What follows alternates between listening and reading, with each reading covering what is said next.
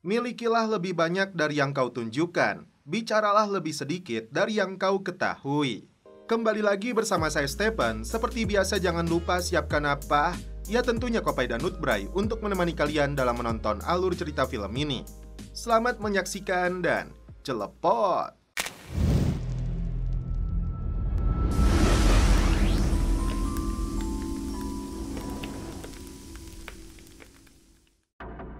Agar lebih memahami keseluruhan alur ceritanya, saya akan cantumkan linknya di kolom deskripsi untuk ke season 1 dari film ini. Langsung saja kita masuk ke filmnya yang berjudul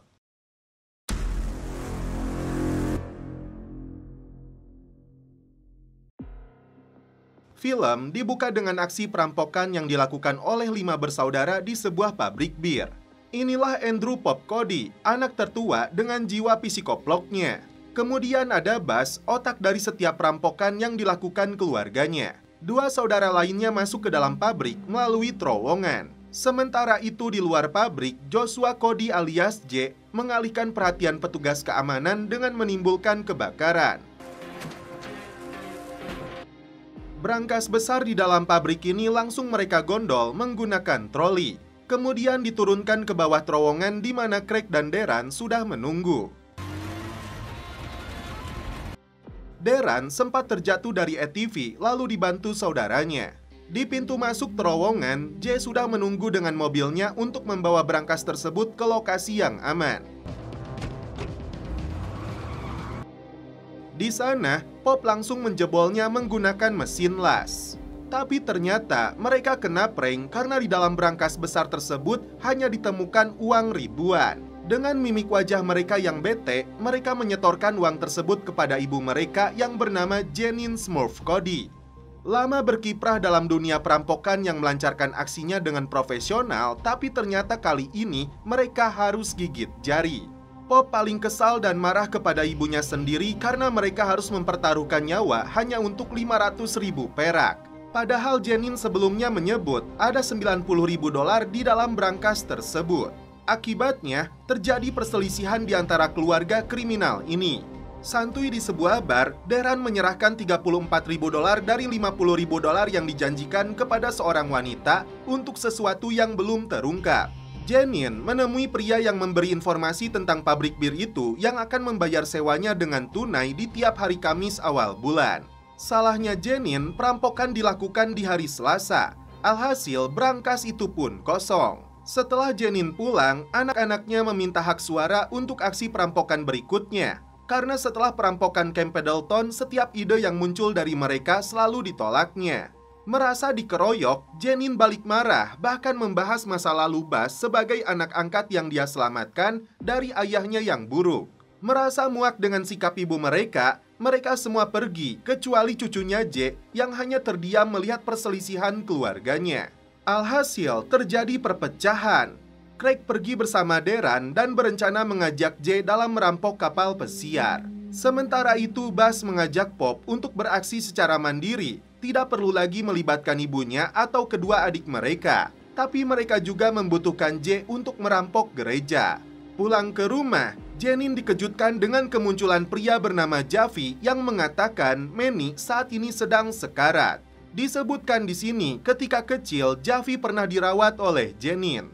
Tersisa hanya J yang bertahan di rumah neneknya ini setelah keempat pamannya yang memilih pergi. Dia memberikan kartu kredit tanpa batas kepada cucunya ini untuk digunakan J dengan baik. Singkat cerita, 5 bersaudara ini berkumpul untuk memutuskan rencana perampokan berikutnya antara kapal pesiar ataukah gereja. Jika mengambil suara, penentunya ada di tangan J. Tapi akhirnya mereka tunda terlebih dulu pembahasannya. Buzz kembali bertemu dengan si cantik Lucy karena mengaku telah berpisah dengan Catherine. Tapi Buzz tidak menyebutkan jika Catherine sebenarnya hilang. Lucy bersedia tinggal di rumah Buzz asalkan dia membuang terlebih dulu barang-barang pribadinya Catherine. Meski diajak makan malam oleh Janine, tidak satupun dari anaknya yang mau bersuara terkait rencana perampokan. Apa sebenarnya hubungan Javi dan Manny yang terkujur kaku di tempat tidur? Sebelum pergi, Pop memberi peringatan kepada J untuk berhati-hati terhadap neneknya. Nicky yang tinggal bersama Craig lupa dengan puntung woodbrae-nya yang masih menyala. Lucy sendiri akhirnya tinggal juga di rumahnya Buzz. Darren akan merelakan uang muka yang dia berikan kepada wanita ini jika sisa $16.000 tidak ada di hari Senin. Nikki terkejut setelah melihat api besar membakar sofa. Dia panik, sedangkan Craig sendiri sulit dibangunkan karena terlalu banyak mengonsumsi narkoboy.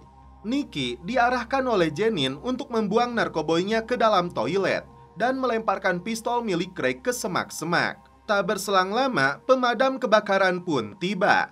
Craig mendapat omelan dari ibunya karena dia hampir saja mati terpanggang atau berakhir di penjara jika Nikki tidak segera meneleponnya. Daripada mendengar ocehan emaknya, Craig memilih untuk pergi. Sedangkan Nikki diajak tinggal di rumahnya Janine. Rupanya, Craig, Darren, dan Jay akan menyelidiki gereja yang menjadi lokasi target perampokan yang direncanakan oleh Buzz. Jay sendiri diminta merahasiakan rencana mereka ini kepada neneknya. Janine akhirnya tahu dari Nikki bahwa Craig dan Darren akan menyamar jadi petugas AC di dalam gereja. Kakak beradik ini masuk ke dalam gereja berpura-pura akan mengecek AC sesuai laporan yang mereka terima. Mereka naik ke atap bangunan untuk membuka panelnya. Entah tidak ada target lain atau sudah frustasi, kawanan bandit ini seakan tidak takut dengan karma karena nekat mencuri uang milik gereja. Sementara itu, Buzz mengalihkan perhatian petugas keamanan agar Jay bisa menyusup untuk mencari lokasi pasti brankas lalu memotretnya. Sedangkan Pop yang masuk ke aula gereja mendapat informasi dana yang terkumpul tahun lalu saja mencapai $300.000. Itu berbentuk tunai saat acara kebaktian akbar digelar. Tim kembali berkumpul. Di sini, Craig dan Darren memilih untuk merampok bank saja di hari Minggu daripada kena karma. Tapi Buzz dan Pop akan tetap melanjutkan perampokan gereja 3 minggu lagi, menunggu saat uang donatur terkumpul. Setelah Pop bertanya kepada Craig, akhirnya dia mengetahui Darren membutuhkan $16.000 minggu ini juga. Datang ke gudang penyimpanan harta karunnya, Janine mengambil sejumlah uang termasuk sebuah cincin berlian. Singkat cerita, Pop mencegah Darren merampok bank karena dia punya ide lain yang lebih baik cukup menggunakan topeng. Craig dan Darren mengintai mobil penjual makanan, padahal di belakang truk tersebut mereka sedang menjual narkoboy. Mobil inilah target perampokan mereka. Janine menjual perhiasan langka tersebut kepada seorang pedagang barang antik. Dia juga mengingatkan bahwa Buzz akan mengajaknya berbisnis. Dan karena itu dia harus berhati-hati. Detektif swasta bernama Joe meminta tambahan $5.000 kepada Buzz untuk memperluas pencarian Catherine yang sampai saat ini belum terlacak. Dan inilah aksi kawanan perampok terhadap mobil penjual narkoboy.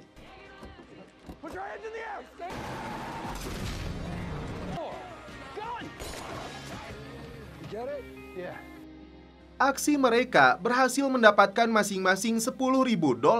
Lalu, Pop memberikan pinjaman kepada Darren untuk melunasi hutangnya. Ternyata, $50.000 yang dibayarkan Darren untuk membeli bar ini. Buzz sengaja pergi ke Meksiko untuk menemui Lucy, dan setelah itu kalian pun tahu apa yang terjadi. Setelah mendapat informasi Manny telah meninggal, Janine mengajak Jay untuk pergi melayat ke sana. Tapi sebelum itu, Jay bertanya, siapakah Manny? Saat dalam perjalanan, Janine mengaku tidak pernah bertemu lagi dengan Manny sejak 20 tahun yang lalu. Sementara itu, Buzz masih berada di Meksiko untuk bertemu dengan Lucy dan ada pekerjaan dengan Marco, adik dari Lucy. Sedangkan Craig dan Darren mulai berbenah dengan bar yang mereka beli. Seorang wanita yang datang melamar pun langsung mereka terima. Masalahnya, mereka belum mendapatkan izin usaha yang biasa sangat sulit bagi mereka yang memiliki catatan kriminal. Pop mulai dekat dengan wanita yang aktif dalam kegiatan keagamaan sampai dia memberinya nomor ponsel. Apakah Pop ingin menghilangkan jiwa psikoplok dalam dirinya? Singkat cerita, Janine dan Jay tiba di kediamannya Manny disambut oleh Jack. Ternyata keduanya sama-sama direkrut oleh Manny sejak mereka masih muda. Jadi, Manny itu adalah bos gangster sekaligus pimpinan bandit yang memiliki banyak pengikut. Jack yang pindah ke California membeberkan, sebelum Manny jatuh sakit, krunya ingin si Javi keluar. Tapi kini dialah yang jadi pimpinan gangster mengelola narkoboy, gadis-gadis hingga senjata api. Karena karakternya yang psikoplok, dia tidak segan-segan memukuli anak buahnya sampai tewas, lalu mayatnya disuguhkan kepada anjing. Inilah yang dibenci oleh krunya Manny. Pop hampir saja membunuh binatang yang dia kira sekarat karena menabrak jendela. Hampir saja jiwa psikoploknya kembali muncul. Namun ternyata burung tersebut kembali terbang. Janine membeberkan tentang ayahnya si Javi yang selalu ikut dalam aksi perampokan yang dilakukan Janine dan timnya Manny. Tapi dia berkhianat dan membawa kabur semua uang. Di sini, Jack memberitahu Janine saat Manny sedang sakit, dokter memintanya merekam apa saja untuk membuatnya ingat. Apakah itu artinya ada sesuatu yang penting dalam rekaman tersebut? Tinggal di rumahnya Craig, Nicky menemukan berbagai aksesoris, uang, hingga senjata. Janine kembali menceritakan saat Manny merekrutnya, dia masih berusia 16 tahun. Janine ingat betul isi dompet mereka sudah menipis. Manny membawanya ke sebuah toko, tapi Janine masuk duluan. Pura-pura menodongkan senjata kepadanya untuk memaksa semua pengunjung mengeluarkan isi dompetnya. Pop sengaja memegang panci yang dipanaskan seperti berharap tangannya ini tidak kembali berlumuran darah orang yang dihabisinya. Singkat cerita, Janine masuk duluan ke dalam restoran, sedangkan J akan mengambil sesuatu di dalam mobil. Tiba-tiba, ini yang terjadi kepada neneknya. Ternyata, J beraksi seperti yang diceritakan Janine kepadanya. Alhasil, malam itu mereka berhasil merampok uang dengan mudah. Di pagi harinya, petugas perizinan datang ke bar milik Darren untuk mengecek persyaratan. Di sini Darren mengaku punya catatan kriminal saat usianya masih 22 tahun. Tidak mengikuti saran Craig untuk menyuap petugas ini, dia mengatakan apa adanya dan justru inilah yang dihargai. Karena itu, kemungkinan besar izinnya akan disetujui. Bas mencoba menjual gelang jamrud kepada penadah kenalannya, tapi ternyata ditolak karena intimidasi dari Janine. Pulang dari Meksiko, Bas membawa banyak peralatan yang akan digunakan untuk perampokan bersama Pop. Tapi mereka harus mencari penadah baru. Bas meminta bantuan Monica karena dalam 2 minggu dia akan memiliki 400 nomor kartu kredit. Entah apa yang ada dalam pikirannya, Javi melihat tumpukan kaset yang berisi rekaman Manny.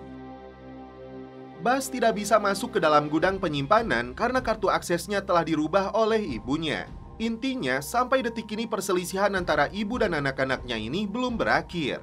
Karena hanya ada J dan Nicky di rumahnya, Janine mulai memanfaatkan mereka untuk menggantikan anak-anaknya dalam merampok. Datang ke bar, Nicky mulai cemburu kepada Craig setelah dia melihat bartender baru yang menyapanya. J meminta Bas mengizinkan dirinya ikut dalam aksi perampokan berikutnya. Belum jelas apa rencananya, namun mereka sedang memindahkan ventilasi udara. Setelah merakitnya, J yang masuk ke sana menggantikan Darren yang tidak ikut serta karena sibuk mengelola barnya. Meski hubungan mereka sedang tidak baik-baik saja, Darren mengundang ibunya untuk datang dalam pembukaan barnya malam ini. Craig meminta keluar dari lorong ventilasi tersebut karena dia kesulitan bernafas. Berbeda dengan J yang terlihat tenang. Bas meminta Janine membuka kembali akses pintu gudangnya karena dia butuh peralatan untuk aksi perampokan gereja. Craig yang frustasi mencuri mobil yang menjual bir. Minuman ini rencananya untuk mengisi barnya milik Darren, tapi adiknya ini menolak. Pop mengaku kepada Amy yang dia temui di gereja bahwa dirinya banyak melakukan kesalahan di masa lalu. Disinilah Amy mulai menyukai Pop dan setelah itu mereka pun celepot. Janine mengajak J ke sebuah apartemen, namun terlebih dulu dia melempar ponsel cucunya itu lalu diganti dengan yang baru.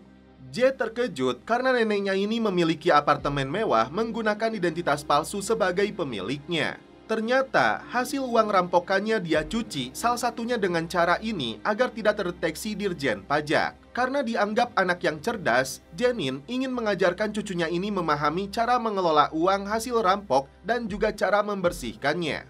Agar ketiga saudaranya kompak kembali, Bas mengajak mereka naik ke atas kren dan ini yang mereka lakukan.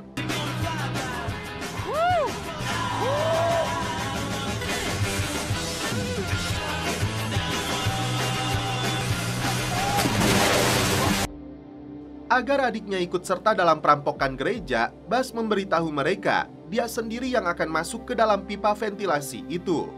Di malam hari, mereka berkumpul di barnya Darren termasuk Janine. Tapi Pop memilih untuk pergi, seakan dia masih benci kepada ibunya sendiri. Ketika Darren diminta pidato, Janine langsung menggantikannya padahal dia baru saja berbicara. Darren langsung keluar. Meskipun bar ini sepenuhnya hasil uang miliknya, tapi ibunya ini menurutnya masih ingin terus mengendalikannya. Jay mengikuti latihan menembak disaksikan langsung oleh neneknya.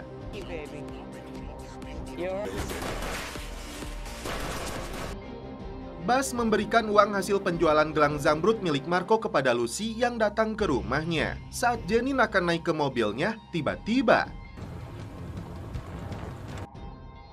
Janine tampak santuy karena mengenali mereka saat datang ke rumahnya Manny. Perlahan tapi pasti, kawanan perampok ini kembali membahas rencana Bas yang harus bertahan di dalam pipa ventilasi itu selama kurang lebih 2 jam. Ternyata Janine diculik oleh si Javi. Dia beralasan sudah mendengar hasil rekamannya Manny. Janine sendiri mengaku tiap bulan memberi Manny $5.000 agar menjauhi dia dan keluarganya. Javi menuduh Janine telah membunuh ayahnya karena sebenarnya dia tidak kabur. Ternyata Javi mendengar pengakuan Manny dalam rekamannya. $300.000 dalam bentuk tunai esok hari jika Janine tidak mau nyawanya melayang atau Javi akan melaporkannya ke polisi. Sementara itu, Bas, Jay, dan Pop hadir dalam acara kebaktian akbar di dalam gereja yang akan mereka rampok. Diam-diam mereka mulai menjalankan rencananya. Sementara itu, Janine kesulitan untuk pulang setelah ditinggalkan di wilayah entah berantah.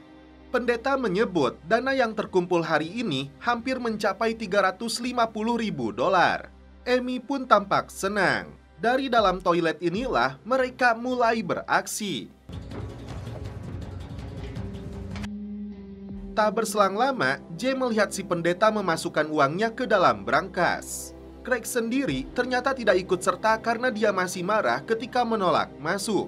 Jay sempat terluka di kakinya, tidak bisa turun membantu Bas. Selanjutnya, mereka menyemprot ruangan ini. Dilanjutkan dengan membobol brankasnya agar bisa ditarik ke atas.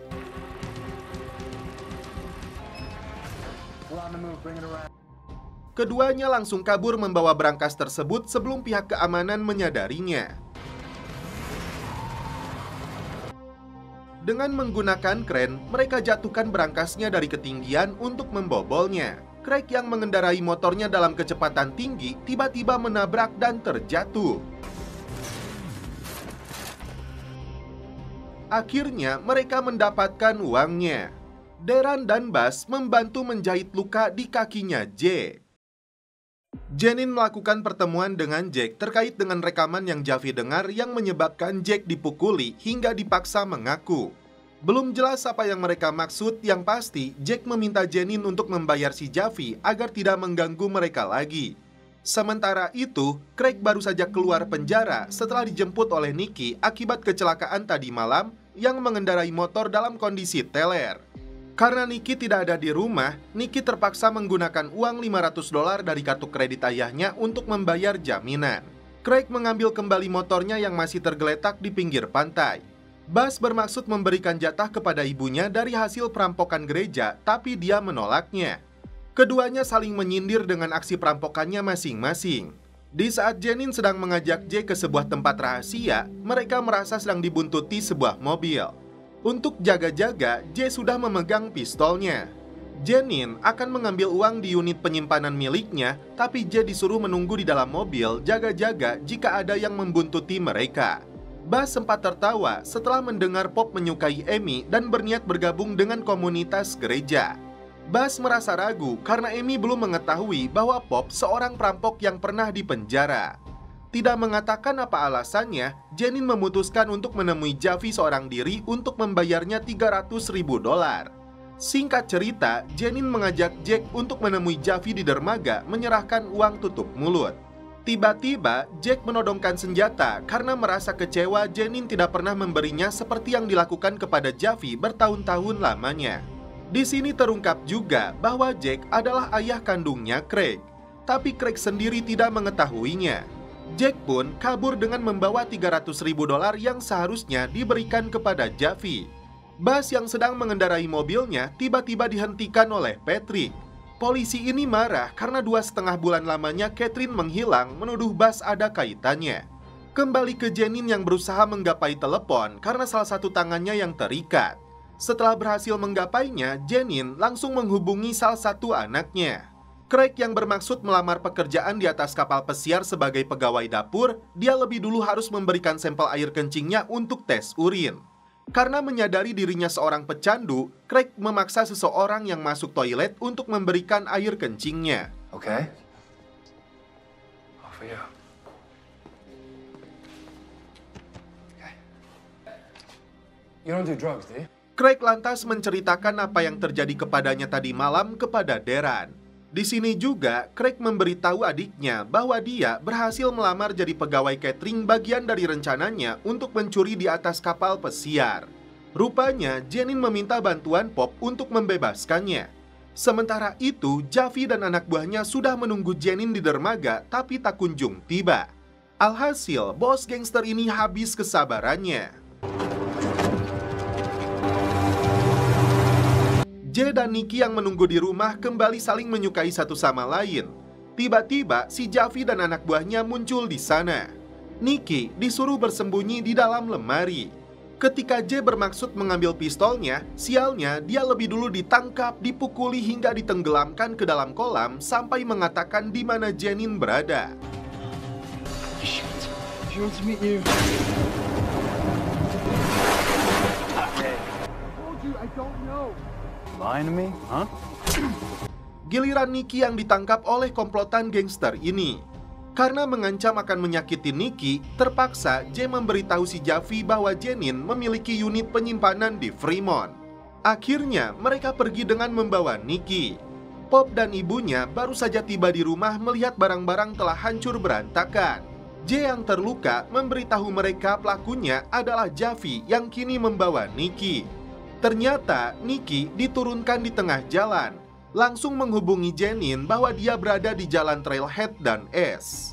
Janine terkejut karena di sanalah dia mengubur ayahnya Javi. Ternyata semua ini ada kaitannya dengan kematian ayahnya Javi. Dalam situasi yang berbahaya ini, Pop nampak waspada dengan menenteng senapannya. Karena Janine kesulitan menghubungi Darren dan Craig, Pop ditugaskan untuk memanggil adik-adiknya itu. Sementara itu, Jay yang ingin balas dendam bertanya kepada neneknya di mana dia bisa menemukan si Javi. Nikki sendiri akhirnya dijemput oleh Buzz kembali ke rumah Janine. Disinilah ratunya perampok ini membeberkan awal mula masalah ini bisa terjadi. Ayah si Javi adalah Louis yang dulu bekerja dengan Manny dan dirinya. Kala itu, mereka melakukan perampokan sebuah bank. Di luar dugaan, ada pengunjung yang membawa senjata. Louis dan pengunjung itu saling menembak satu sama lain. Karena Louis luka parah dan tidak mungkin dibawa ke rumah sakit, akhirnya Manny melepaskan penderitaannya menggunakan pistol milik Janine.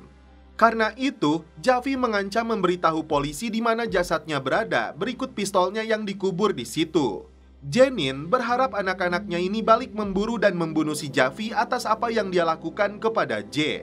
Tapi mereka semua menolak karena ini masalah Janine, bukan masalah mereka. Cara yang paling aman menurut mereka adalah memindahkan jasadnya si Louis.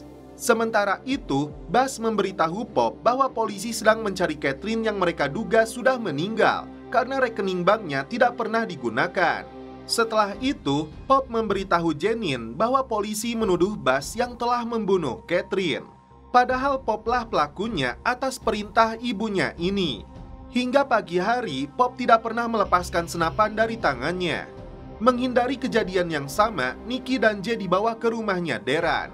Karena sebelumnya Nikki gagal melepaskan tembakan, Jay melatih mantan pacarnya ini cara menembak yang baik dan benar agar tepat sasaran. Tiba-tiba, Craig muncul di sana mengajak mereka untuk berkumpul. Javi membeberkan fakta yang sebenarnya kepada Buzz bahwa ayahnya ditembak oleh Janine dari belakang. Buzz mengajaknya negosiasi karena dia tidak mungkin membiarkan Javi membunuh ibu angkatnya itu. Awalnya, Javi meminta $400.000, namun Buzz hanya bisa memberikannya $200.000.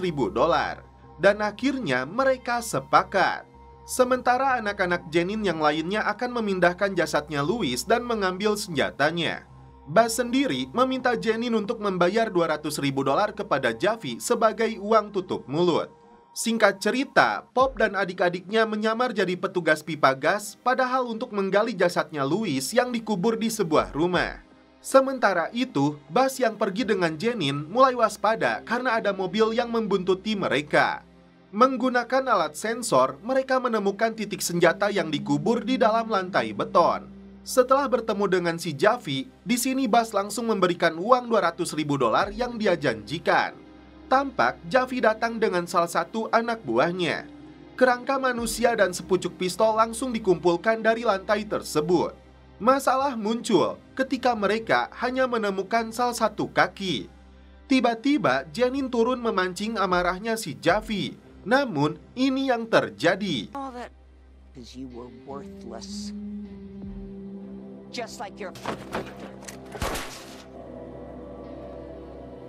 Uang tersebut diberikan kepada si eksekutor dengan catatan dia kubur jasadnya si Javi. 50.000 lainnya Janine mengatakan ada di sebuah gedung di Ventura, ambil malam ini juga lalu kabur ke California. Meskipun Buzz tidak setuju dengan tindakan yang dilakukan ibu angkatnya ini, dia tidak bisa apa-apa. Akhirnya pistol itu dibuang ke laut dan sisa-sisa kerangka manusianya dibakar.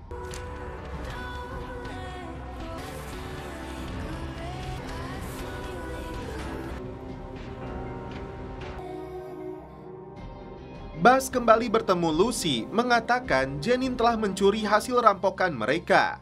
Pop sendiri mengaku telah dimintai keterangan oleh detektif terkait dengan perampokan yang terjadi di gereja.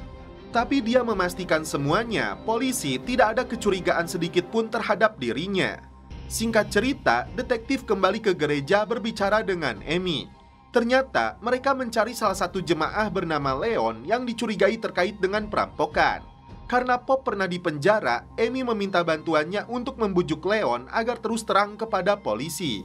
Resmi bekerja di atas kapal pesiar, Craig yang menyamar sebagai Eric berkenalan dengan wanita bernama Dana setelah menyelamatkannya dari penumpang yang memaksanya melakukan body shot.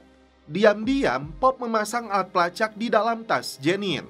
Craig mendapat informasi penting dari Dana. Jika dia ingin mencari penumpang kaya, maka cari jadwal perahu berikut daftar penumpangnya di internet. Sementara itu, Janine memberi arahan kepada J cara membuat peluru agar tidak terdeteksi aparat. Belum jelas apa alasannya, diam-diam Craig merekam isi di dalam ruangan mesin. Hampir saja dia diciduk petugas kapal, dan untungnya Craig beralasan mengantarkan minuman untuknya. Leon beralasan di malam perampokan dirinya kembali mengonsumsi narkoboy. Karena itu, polisi curiga kepadanya dan berpotensi bisa merusak pembebasan bersyaratnya. Pop memberinya tips beralasan kepada polisi sudah minum Panadol 6 tablet sekaligus. Karena sakit kepala, itulah yang menyebabkan hasil tes urinnya positif. Craig membeberkan alasannya masuk ke ruang mesin. Ternyata untuk menguras bahan bakar kapal pesiar itu lalu memanaskannya. Dan ketika kapal itu melintasi Catalina, mereka punya waktu 20 menit saat jaringan hilang. Tapi sebelum memberitahu Buzz dan Pop, lebih dulu Craig akan memperkuat rencananya. Berdasarkan petunjuk alat pelacak yang Buzz sembunyikan, dia sepertinya berhasil menemukan unit penyimpanan milik Janine. Penggeledahan dilakukan tim kepolisian terhadap rumah dan mobil milik Pop terkait dengan perampokan gereja, mengingat Pop sebagai residivis kasus yang sama. Ternyata, Pop menyembunyikan uang dan ceknya di luar rumah yang tidak ditemukan para polisi. Diam-diam, Pop memasukkan barang bukti perampokan itu di dalam mobilnya Leon. Tidak ada angin, tidak ada hujan, tiba-tiba Janine membagikan uang kepada anak-anaknya masing-masing $20.000. Tapi bukan tanpa syarat, ratu perampokan ini meminta mereka membantunya untuk mencuci uang. Rencana Pop untuk menjebak Leon sepertinya berhasil setelah dia ditangkap polisi. Namun tiba-tiba Buzz memberitahu Pop bahwa Catherine adalah informannya polisi. Selain itu, Janine dituduh Buzz telah merampok uang mereka sejak tahun 2004 yang bisa dia buktikan. Dugaan Buzz adalah Catherine dibunuh oleh Janine. 4 saudara spesialis perampokan ini adu kemahiran dalam menggunakan jet ski.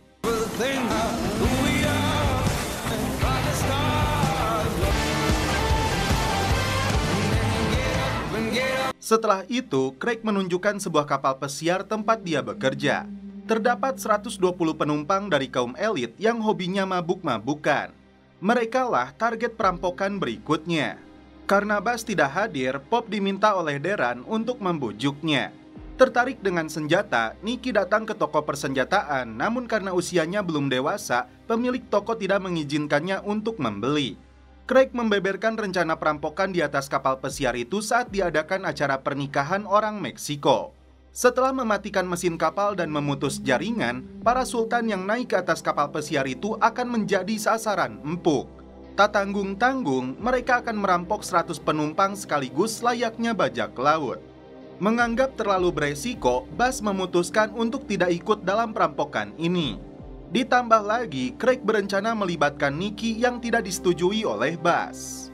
Bagian dari rencana pencucian uangnya, Jay ditugaskan oleh Janine untuk menyetorkan uang sewa dengan beberapa identitas palsu yang sudah disiapkan. Craig bersikeras akan melibatkan Nicky, sedangkan untuk mengganti posisi Bas, dia berpikir untuk minta bantuan Marco. Tapi Darren punya rencana mengajak temannya yang bernama Rafael yang jago juga berbahasa Spanyol. Kembali bertemu doinya, Bas membeberkan rencana perampokan yang akan dilakukan seorang diri tanpa melibatkan Pop ataupun adik-adiknya yang lain. Lucy cukup terkejut setelah mengetahui targetnya adalah Janine Smoot, ibu angkatnya sendiri. Bas membeberkan alasannya karena Janine telah membunuh Catherine. 1000% Lucy mendukung rencana Bas untuk merampok semua uangnya si jalang itu. Darren dan Craig meminta bantuan ibu mereka untuk mengamankan uang hasil perampokan nanti dengan imbalan 15%. Sebagai ibu mereka, Janine hanya meminta 10%-nya saja. Ternyata Bas mengajak Jay untuk merampok unit penyimpanan milik Janine. Mereka beraksi dari unit sebelah miliknya. Into the unit next door.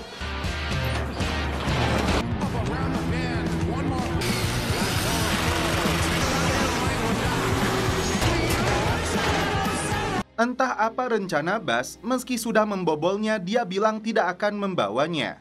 Rencana Darren dan Craig untuk merekrut Rafael gagal karena orang Meksiko itu sudah bertobat. Ternyata, Bas hanya memindahkan seluruh barang berharga yang dia bilang milik orang serakah ke dalam unit penyimpanan miliknya. Bas meminta Jay untuk merahasiakan perampokan mereka ini. Dia bilang berangkasnya akan dibobol minggu depan. Singkat cerita, Craig dan Darren menemui si Marco untuk diajak dalam perampokan kapal pesiar. Dia cukup terkejut karena selama ini profesinya merekrut pencuri. Apalagi ibu mereka dan Bas tidak terlibat dalam perampokan ini. Setelah Jay pulang, ternyata Bas kembali ke gudang tersebut untuk membobol brankas milik Janine satu persatu.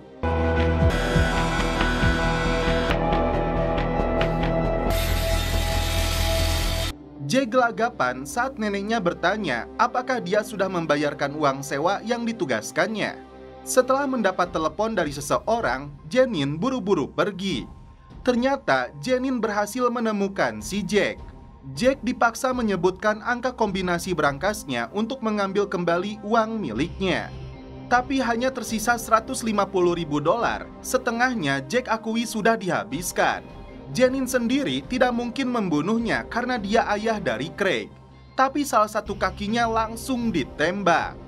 Setelah dicekoki minuman keras, Marco setuju untuk terlibat dalam perampokan. Bas menunjukkan hasil rampokannya yang berjumlah $700.000. Tapi dia bilang ini belum semuanya. Dia juga akan merebut semua yang dia pedulikan. Saat Janine membuka unit penyimpanannya,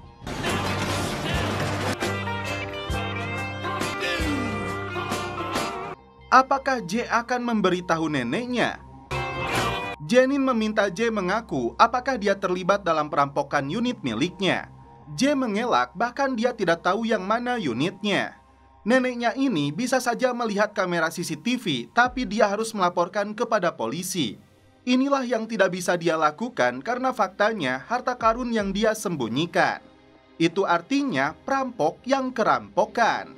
Bas kembali menjebol brankas milik Janine untuk mengeluarkan seluruh isi uangnya. Saat menyewa sebuah kapal, Craig dan Nicky tidak sengaja berpapasan dengan Ren. Jay datang menemui Bas karena dia tahu brankas yang dirampoknya itu milik Janine. Bas meyakinkan Jay bahwa uang itu milik mereka semua, bukan hanya milik Janine. Seorang petugas keamanan disetrum oleh Jenin untuk mengatakan siapa yang telah merampok unit penyimpanan miliknya. Jenin sudah menduga saat dia menunjukkan foto Bas, pria ini mengiyakannya.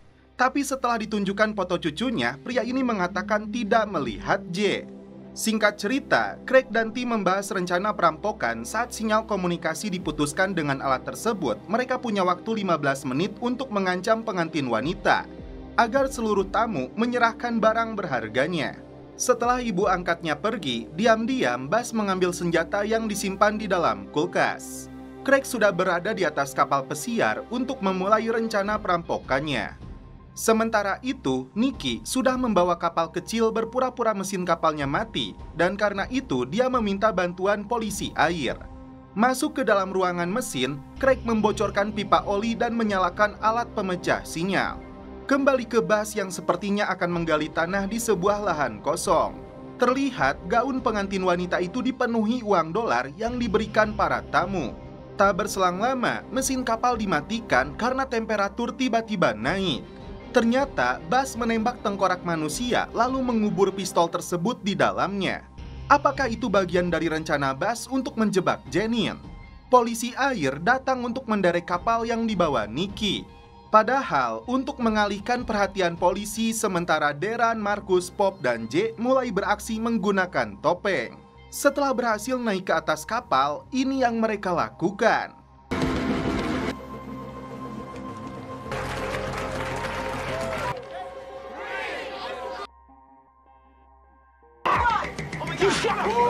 Single file, go.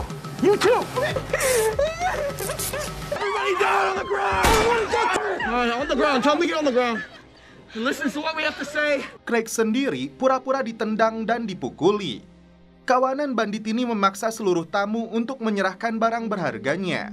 Karena seorang wanita menyerahkan cincinnya, ini yang Marco lakukan. In the bag, let's go. Este anillo es de mi mamá, ¿no?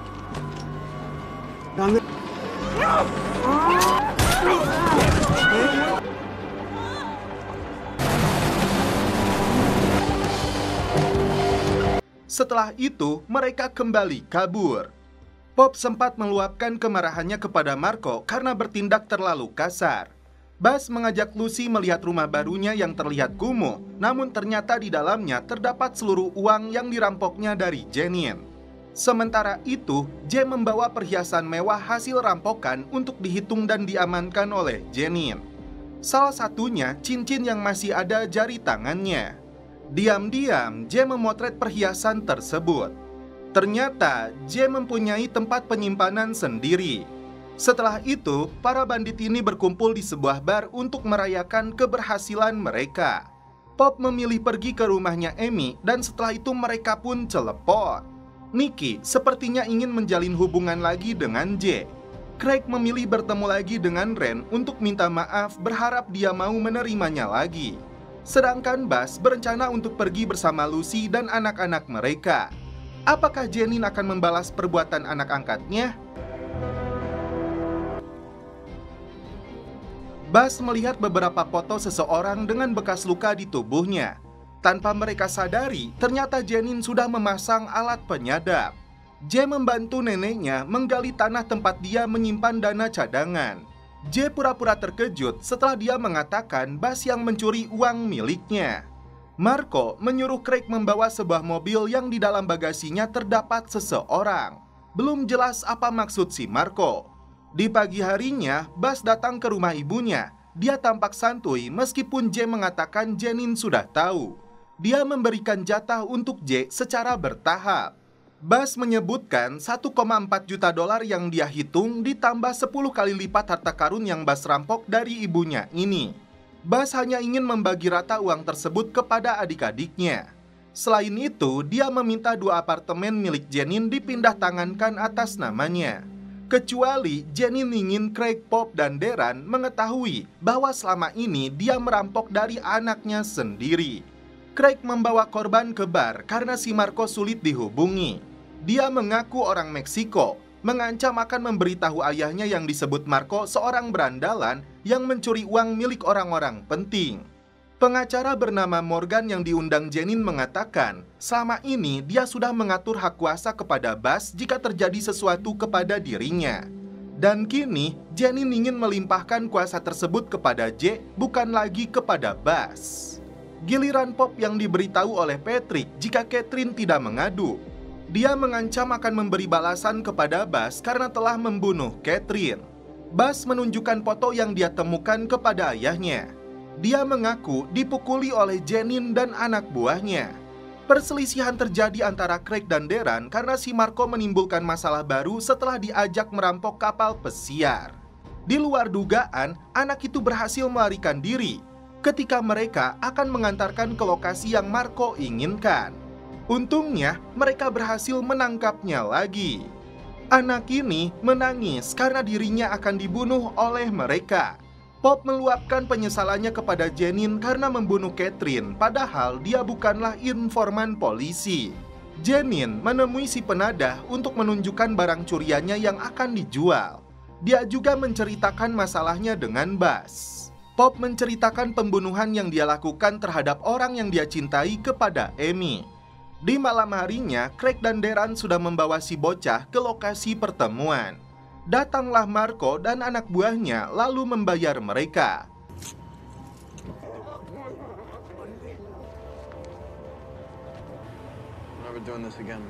Ternyata datanglah Lucy yang langsung memarahi si Marco setelah Craig memberitahunya.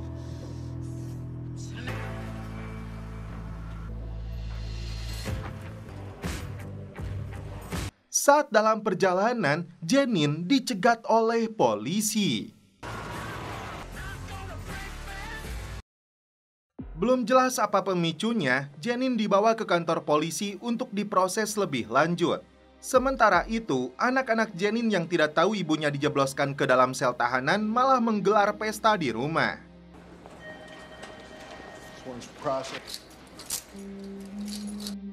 Di sini Lucy meminta Bas meyakinkan Pop sebelum Janine mempengaruhinya untuk melawan Bas. Pop sendiri sedang memegang pistolnya seakan dia berniat untuk bunuh diri. Datang ke rumah Amy, di sini Bas tidak menemukan keberadaan Pop. Cuma dia bilang Pop sering pergi ke padang pasir. Ketika si Lena sedang bermain dengan sepeda motornya, tiba-tiba Pop yang sangat sayang kepada Lena langsung diberitahu, dan untungnya Lena hanya mengalami luka ringan. Pop yang marah langsung pulang mengambil senapan untuk mengusir mereka semua. Tak berselang lama, datanglah Bas yang mengaku sedang mencarinya karena ibu mereka di penjara. Bas menunjukkan seluruh uang tunai dan perhiasan yang dia rampok dari Janine. Alasannya karena dia telah membunuh Catherine dan terakhir menghabisi Javi tanpa mereka ketahui. Untuk menjebaknya, Bas menembak jasad si Javi dengan pistol milik Janine dan setelah itu mengubur pistol tersebut lalu melapor kepada polisi. Bas berencana membagikan seluruh uang ini termasuk apartemen dan rumah ini untuk memulai hidup baru jauh dari Janine. Bas mengajak mereka untuk ikut dengannya ke Meksiko. Mengetahui semua fakta ini, Pop langsung mengambil jatahnya. J tiba-tiba ditelepon neneknya dari penjara. Tidak terima dituduh telah membunuh Javi, dia menyuruh cucunya ini mengambil rekaman CCTV di ruang baca lalu memasukkannya ke flash disk. Dia juga meminta J untuk mengunjunginya di penjara. Karena rekaman CCTV-nya sudah dihapus, J mengajak Nikki untuk pergi. Bas terkejut setelah diberitahu pengacara ibunya dia tidak bisa menjual apartemen ataupun properti lainnya karena hak kuasa ibunya sudah dilimpahkan kepada J. Pop mencuri sebuah mobil sambil membawa tas besar. Ternyata dia beraksi seorang diri untuk merampok beberapa bank. Aksi nekat yang dilakukan Pop sepertinya untuk membayar kesalahan yang telah dia perbuat kepada Catherine. Singkat cerita, hasil rampokan tersebut disetorkan kepada pria ini untuk deposit. J datang ke penjara untuk menemui neneknya. Karena Bas sudah tahu kuasanya dipindahkan kepada J, Janine menyuruh cucunya ini jangan menandatangani dokumen apapun sampai dia bebas dari penjara. Setelah itu, J menemui pengacara Wilson untuk mengambil sertifikat asli dan surat kuasa yang harus J jaga dengan baik. Ini artinya J menguasai seluruh apartemen, termasuk rekening dan aset milik neneknya. Datang ke penjara, Craig dan Darren meminta penjelasan ibu mereka kenapa dia berbohong dan menyembunyikan 1,4 juta dolar yang seharusnya menjadi hak anak-anaknya. Disinilah Janine memprovokasi mereka karena uang simpanan untuk anak-anaknya itu jauh lebih banyak.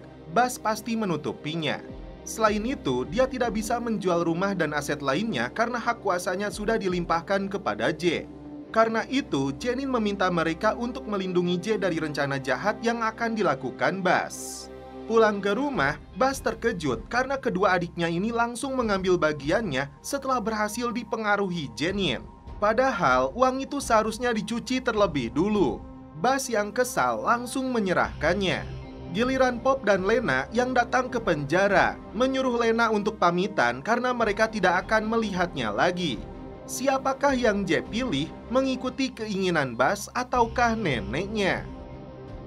Meskipun Janine telah mempengaruhi J dan adik-adiknya, Bas akan terus berupaya untuk mengambil bagiannya. Ternyata di dalam penjara ini, Janine mendapat dukungan dari gengnya para wanita Meksiko yang telah dibayar oleh J. Pop melihat J dengan penuh curiga saat dia mendapat telepon dari Janine. Sementara J memberitahu neneknya bahwa Bas mengajaknya untuk menemui pengacara meluruskan surat kuasanya. Tapi Janine percaya cucunya ini lebih cerdas dari anak angkatnya itu. Gagal menemui pengacara, di sini Bas kembali menyadarkan J betapa jahatnya Janine. Disinilah Bas membeberkan tentang pacar Janine yang seorang agen real estate. Saat itu, Janine membawanya ke rumah, tapi pria gila itu menyukai ibunya J yang saat itu sudah menjadi pecandu, lalu memperkaosnya hingga Pop marah dan hampir membunuhnya. Tapi Janine yang kejam terhadap putrinya sendiri tidak mau memasukkan Julia ke panti rehab karena biayanya yang mahal. Bahkan, dia marah kepada Pop karena kesepakatan kondominiumnya gagal. 9 bulan kemudian, J lahir. Apakah ini artinya J anak dari seorang agen real estate pacar neneknya? Agar bisa bebas dari penjara, ternyata Janine harus membayar jaminan tidak kurang dari 1 juta dolar. Janine mendapat informasi dari polisi bahwa ada pria yang nekat merampok 6 bank seorang diri dalam 1 hari. Mengingatkan dia kepada Pop. Detektif ini menawarkan kesepakatan karena Janine terancam hukuman 20 tahun penjara. Karena itu, dia harus menyerahkan anak-anaknya. Jika bersedia, Janine akan dibebaskan jauh lebih cepat. Bas kembali meyakinkan adik-adiknya tentang provokasi yang dilakukan ibu mereka. Tapi mereka balik menyerang Bas karena memenjarakan Janine tanpa sepengetahuannya. Alhasil, Bas yang terpancing emosinya langsung menyerang J.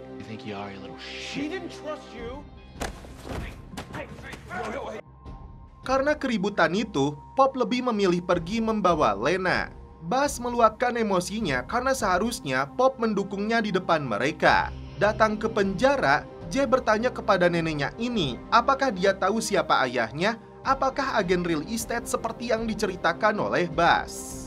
Janine menyebutnya itu omong kosong untuk memanfaatkan dirinya. Janine menitipkan pesan kepada J agar Bas datang menemuinya atau dia akan melakukan kesepakatan dengan Pierce, si detektif. Singkat cerita, Bas datang ke penjara untuk pertama kalinya. Disinilah Janine membalas perbuatan Bas dengan mengatakan Pop mengetahui apa yang terjadi kepada Catherine. Sontak, Bas terkejut mendengar perkataan itu. Dia sengaja mengadu dombakan kedua anaknya ini karena menurutnya Pop jauh lebih setia kepadanya. Padahal selama ini, Bas dianggap paling dekat dengan Pop hingga menuruti keinginannya. Tak sampai di situ, si nenek sihir ini tega memberitahu Pop bahwa Bas sudah mengetahui fakta yang sebenarnya. Saat itu juga, Pop pergi menemui kedua adiknya sambil membawa pistol. Dia meminta mereka menjaga Lena jika terjadi sesuatu kepada Pop. Nicky mengajak J untuk mengambil kembali jaket miliknya di rumah temannya yang bernama Mindy yang dia sembunyikan. Tak sampai di situ, mereka mencuri barang-barang mewah milik orang tuanya. Santuy di rumahnya, Pop membuang semua isi peluru dalam pistolnya. Tiba-tiba, Bas datang menodongkan senjata. Pop mengungkapkan alasannya membunuh Catherine karena mengira dia telah menjadi informannya polisi. Pop mengaku menyesal karena dia sangat mencintai Catherine. Dia pasrah jika harus mati di tangan Buzz. Tapi Buzz menegaskan ini kesalahan ibu mereka, dan Buzz sudah memaafkannya. Di luar dugaan, Nikki dan Jay diciduk pemilik rumah. Alhasil, kaki Nikki terkena serpihan timah panas. Muak dengan semua masalah yang menimpa keluarga mereka, Craig pamit kepada Darren untuk pergi sementara waktu. Craig mengajak Ren untuk ikut dengannya ke selatan selama 1-2 bulan. Di luar dugaan, ini yang terjadi kepada Buzz. Apakah Buzz meninggal dunia? Siapakah pelakunya? Terlihat Lucy dan si Marco membobol dinding tempat Buzz menyembunyikan seluruh uang yang dia rampok dari ibunya. Film pun berlanjut ke season 3.